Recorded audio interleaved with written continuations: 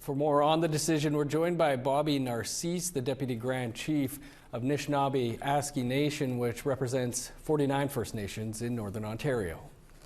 Deputy Grand Chief Narcisse, thanks for being with us. This is a case you've followed closely. What does this decision mean to you?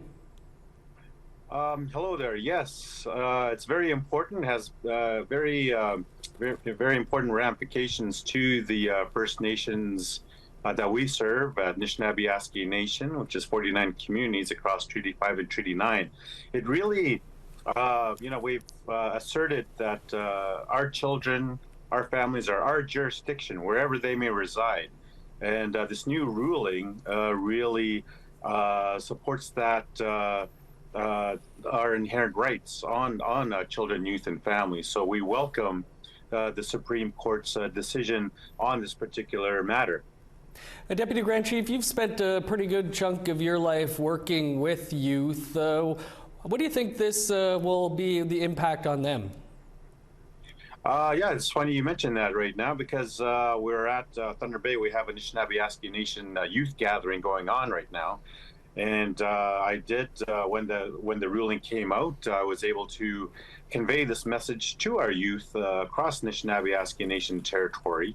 And basically, it's an opportunity where, we strive to move ahead in terms of determining our own future with respect to revamping child and family services, not just protection, but also how do we support the families? How do we move from an era of apprehension to prevention and more or less preserving the family unit?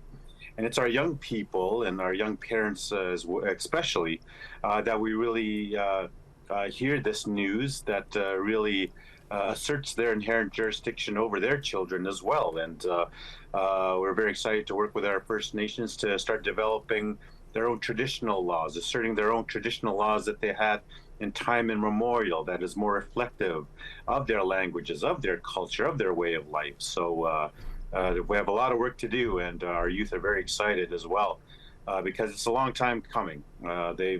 They're here, and they've been telling us all the challenges that they're facing, especially within the remote north. As you know, many of our communities are fly-in communities, and many of our young families have to leave our remote communities to access special needs services for their children, to access education services. So there's a lot of areas that we need to work on as a result of this new announcement. Indeed. Deputy Grand Chief Narcisse, we'll have to leave it there, but appreciate you taking some time for us to talk about this. No, thank you for having me. Miigwech.